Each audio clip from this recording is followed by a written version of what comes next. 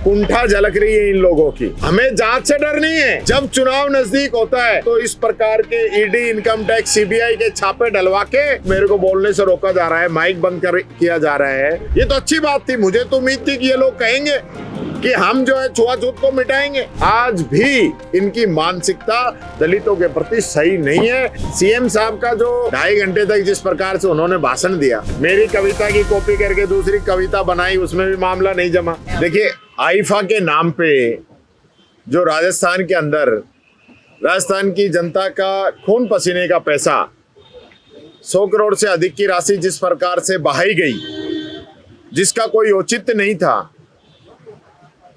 IIFA के नाम पे कितने एक्टर यहाँ पे आए और ऐसा कहीं नहीं लगा कि हम राजस्थान का प्रमोशन कर रहे हैं। पूरे इनके होर्डिंग, बैनर, पोस्टर सिर्फ आईफा आईफा आईफा तो अपने आप में प्रचारित है। राजस्थान को क्या मिला?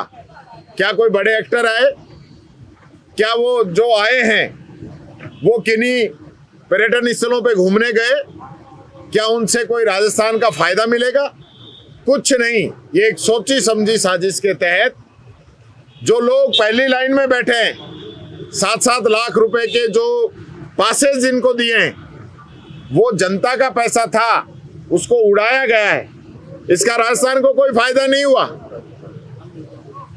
ये पैसा कहां खर्च हुआ है, किस पे खर्च हुआ है, ये भी मैं सरकार से पूछना चाहूंगा कि आईफा के आयोजन में जो पैसा खर्च हुआ है उसकी पूरी जानकारी राजस्थान की जनता को दें, ताकि हमें पता तो चले कि हमारा पैसा किस सेक्टर को, किस संस्थान को, किसको प्रमोट करने के लिए दिया जा रहा है। ये राजस्थान के हित में है या फिर ये सरकार के जो लोग हैं ये नाच गाना देखने के लिए इस प्रकार का आयोजन करा रहे हैं। ये बात मैं कहना चाहूंगा। देखिए, इस सरकार के पास पिछले 6 महीने को कामकाज की समीक्षा, इंग्लिश मीडियम स्कूलों की समीक्षा, नगर पालिकाओं की समीक्षा, जिलों की समीक्षा, कॉलेजों की समीक्षा, अब एक और नई कमेटी बनाई समीक्षा, जितनी मर्जी समीक्षा कर लें। पर मैं ये कहना चाह रहा हूं भाइयों, 1.5 साल होने को आ गया, सरकार का तीसरे हिस्से का कार्यकाल पूरा होने को है। ये समीक्षा ही करते रहोगे, कमेटी बनाते रहोगे, काम करोगे। आप जेजेएम का जिक्र कर रहे थे, मुख्यमंत्री जी ने बहुत बड़े बड़े दावे किए, वादे किए।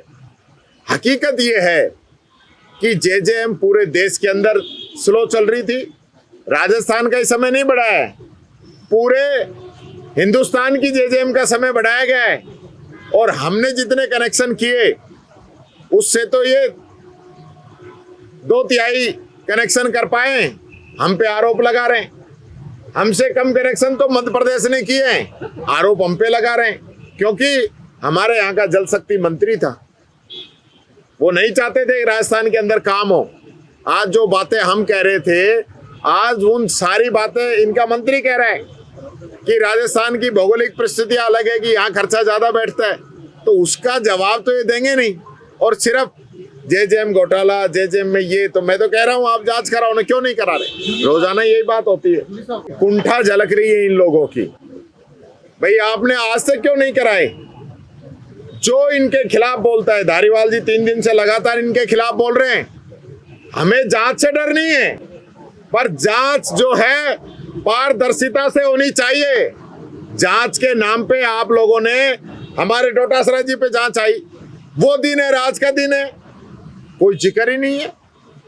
जब चुनाव नजदीक होता है तो इस प्रकार के ईडी, इनकम टैक्स, सीबीआई के छापे डलवा के और उसको टारगेट करते हैं, उसके बाद गायब हो जाते हैं। इसी प्रकार से सरकार गिर रही है चारों तरफ से। उसको बचाने के लिए आपने फिर जो है एक जांच की घोषणा कर दी। इससे हम लोग डरने वाले नहीं है, ये बात मैं कहना चाहूंगा। जी, मैं कहना चाहूंगा शाहरुख खान के अलावा कोई सीनियर एक्टर, चाहे वो अमिताभ बच्चन हो, चाहे सलमान खान हो और अक्षय कुमार हो, ऐसे सैकड़ों जो एक्टर हैं जिनका नाम है पूरे देश के अंदर, विदेश के अंदर, दुनिया के अंदर, जिनके आने से एक, मैं समझता हूँ, एक उसका मैसेज आता है, वो तो कोई एक्टर आया ही नहीं। आप 5-7 एक्टरों को लेकर एक प्रकार से आईफा का आयोजन करके एक मैसेज क्या देना चाह रहे हो आप? वो तो कहीं आप उसमें कामयाब हुए ही नहीं। राजस्थान का कोई भला हुआ नहीं, बल्कि उल्टा नुकसान हुआ है। दोयम दर्जे के नहीं भैया, मैं फिर ये बात कहना चाह रहा हूँ, शब्दों का अलग अर्थ मत निकालिए। एक्टरों की भी कैटेगरी है, खुद एक्टरों को ही पता है किसकी कितनी डिमांड है, उसके आधार पर उनकी कैटेगरी है। तो आज जिनकी डिमांड है, जिनकी हॉलीवुड बॉलीवुड और सब जगह पे जिनकी डिमांड है, वो तो आए नहीं जिनका नाम है। देखिए माधुरी जी जो है अच्छी एक्ट्रेस है, कोई दो राय नहीं है, लेकिन मेरे कहने का तात्पर्य ये है कि वो समय जब माधुरी दीक्षित की चर्चाएं पूरी दुनिया के अंदर, देश के अंदर होती थी, वो समय अब निकल गया है। देखिए गोल्ड पास के लिए मैंने कहा, वो गोल्ड पास आपको आईफा की फोटो निकाल लीजिए, 7 लाख 5 लाख की कैटेगरी वाले पास किनको बांटे गए हैं वो आप देख लीजिए। आपने जो बात कही निश्चित तौर पर जरूरत की बात नहीं है, ये लगातार दलित की बात कर रहे हैं। मैं बोल रहा हूं, मेरे को बोलने से रोका जा रहा है, माइक बंद किया जा रहा है, और आज जिस प्रकार से लोग बातें कर रहे हैं बाबा साहब अम्बेडकर की, तो मैं ये इनसे पूछना चाह रहा था कि आज आप आरएसएस 100वीं अपनी वर्षगांठ मना रही है, तो 100 साल में ये निर्णय करेगी क्या हम इस देश से छुआछूत मिटाएंगे? तो मैंने तो एक अच्छा सुझाव रखा था, मैंने कोई इनको आरोप नहीं लगाया। जिस प्रकार से सारे एक साथ खड़े हुए, ये तो अच्छी बात थी। मुझे तो उम्मीद थी कि ये लोग कहेंगे कि हम जो है छुआछूत को मिटाएंगे, पर इनके खड़े होने से एक बात साफ झलक गई है कि ये लोग आज भी, इनकी मानसिकता दलितों के प्रति सही नहीं है। जो छुआछूत है उसको ये लोग कायम रखना चाहते हैं, ये आज झलक गए।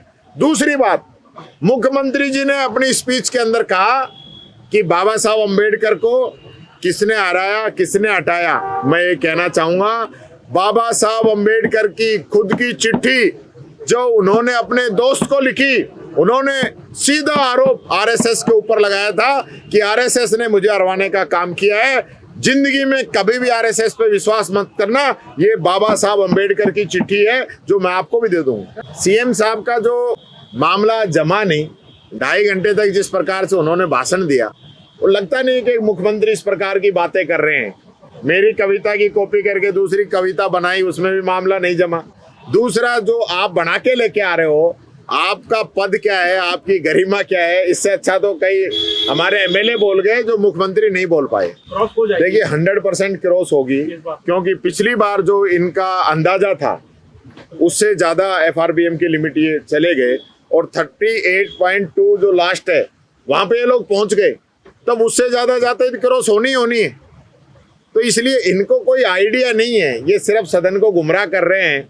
राजस्थान की जनता पे 1-1 लाख का कर्ज इन्होंने बाहर लाद दिया कर्ज का, और आज जो घोषणाएं की हैं, आधी से ज्यादा तो घोषणाएं वो हैं जिनकी पिछले बजट में घोषणाएं होगी, पिछले बजट में इकट्ठा दे दिया। मान लो 10 करोड़ की सड़कें विधायकों को दी जाएंगी, अब की बार कह दिया कि वो रिन्यूअल था पिछली बार, अब की बार कर दिया 5 रिन्यूअल और 5 मिसिंग लिंक दी जाएंगी। तो आपने चवन्नी एक दी नहीं। आपने पिछले बजट में कहा कि हम नए जिलों के लिए 1000 करोड़ रुपए देंगे, आज आपने बजट में कह दिया कि हम मिनी सचिवालय बनाएंगे। तो ये वो 1000 करोड़ में ही है, अलग नहीं है, मेरे को पूरा पता है। तो ये जो आंकड़ों का जाल ये जो बना रहे हैं, पिछली बार कुछ कहा था, अब कुछ कहा है। अब बीपीएल को गांव से बाहर निकालने की जो जिस प्रकार से बात की है, 300 करोड़ में 5000 गाँवों के बीपीएल कैसे ठीक कर देंगे? मेरे तो ये आइडिया कुछ कम समझ में आ रहा है कि आप 300 करोड़ में 5000 गाँवों की गरीबी मिटा दोगे, तो इसका मतलब तो एक बजट का कुछ % में पूरे राजस्थान की गरीबी मिट जाएगी। तो फिर ये आंकड़े कहाँ से लेके आ रहे हो, कौन बना के दे रहा है, हमको ज्ञान दे रहे हो, खुद के आंकड़े तो एक बार समझ लो।